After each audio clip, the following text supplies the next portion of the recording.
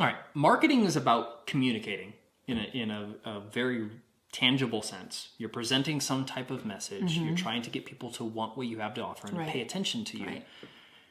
There's a fundamental aspect of communication that's important to realize and be able to use when you're marketing. Okay. And that's called framing. Okay. And framing is the idea that we can't communicate the entire context or all of the information that might be available about everything all the time. Absolutely. Because if we did, it would take us 3 hours to communicate even the most simple things. I mean, this is kind of a geeky example, but it's if you've ever watched the Lord of the Rings movies, the second one, the Two Towers, there's this the part of the movie where the tree people, the Ents, are trying to figure out what they're going to do about all the bad things that are happening in their world.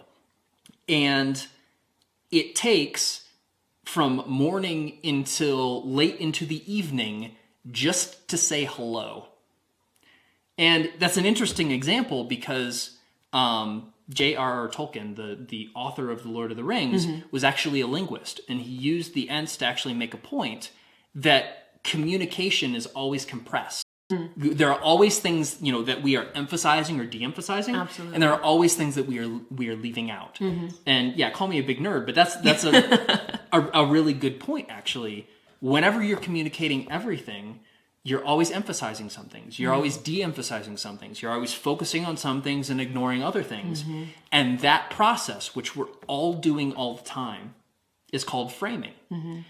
And because we're all doing it all the time, it pays to be conscious of it. And so you can actually frame, or you can actually emphasize the things that will present your offer in the best light. And you can de-emphasize some of the things that aren't important.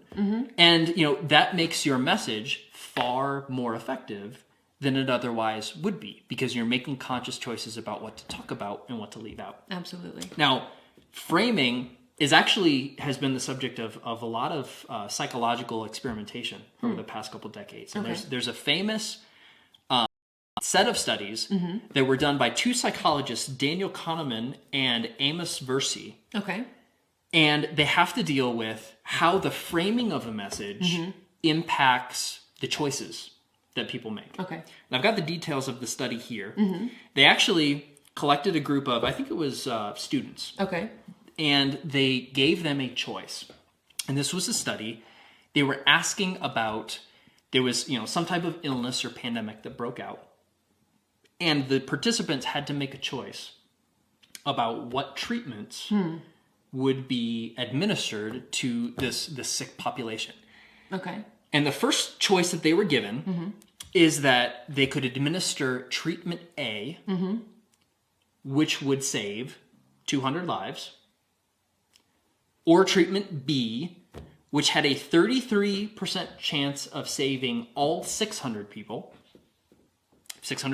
who were sick, and a 66% probability of saving no one. Which one do you choose? Wow. It's like they're the same, but they feel very, very different. Mathematically, they're identical. Okay? But people overwhelmingly chose to do treatment A. Of course, because they were thinking about only the positive.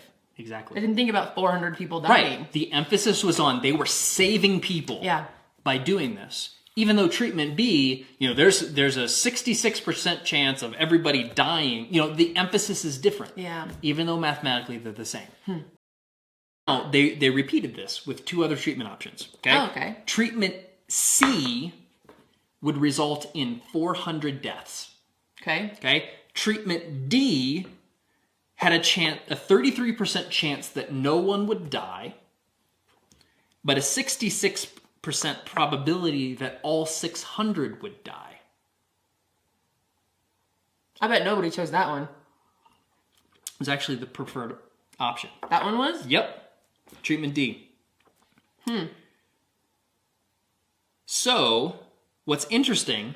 Oh, because the other one was sure that people would die. We're sure that people would die instead of a probability that people would die. Now, the even more interesting thing is treatments, as you might expect, treatment C and treatment D are both identical. Right. But treatment C and D are both identical to treatment B and A as well. They're all the same thing. Right.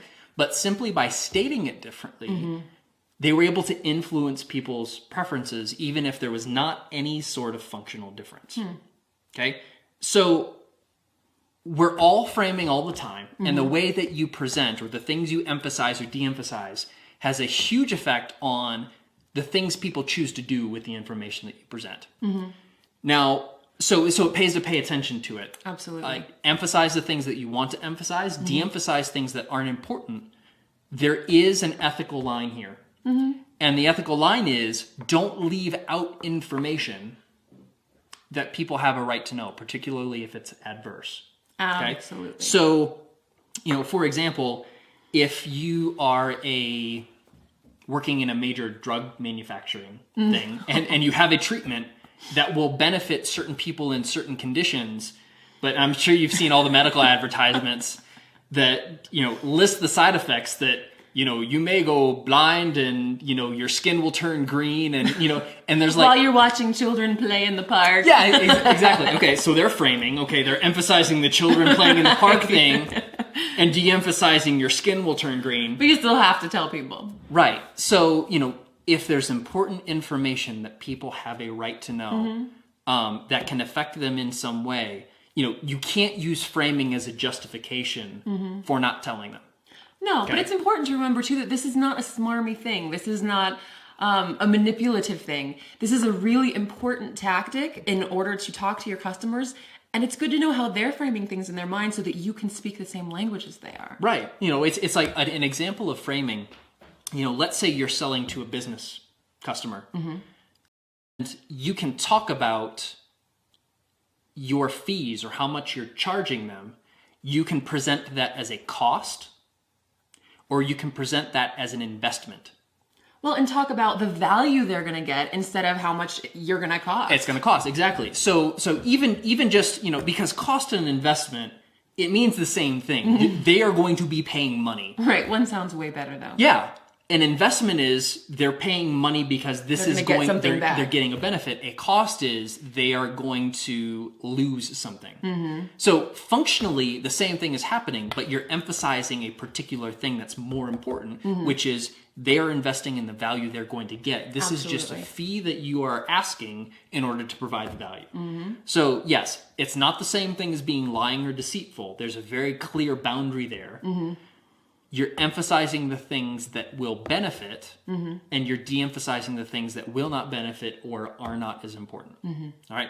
So pay attention to framing. It's hugely important, and be very clear about what words you're using to convey your offer and which words you're not using or won't use or how you're actually framing the subject, because that actually has a big difference in how interested people are in what you have to offer, and also how likely they are to take you up on the offer that you present. For example, on Josh's site right now, he has taking this course is $149,000 less than going to business school. And it's true. It's a good example of framing. Yeah. Go on. Yeah. So instead of, the course costs X amount of money, right. You're getting all of the benefits of something that's far more expensive. That is a form of framing.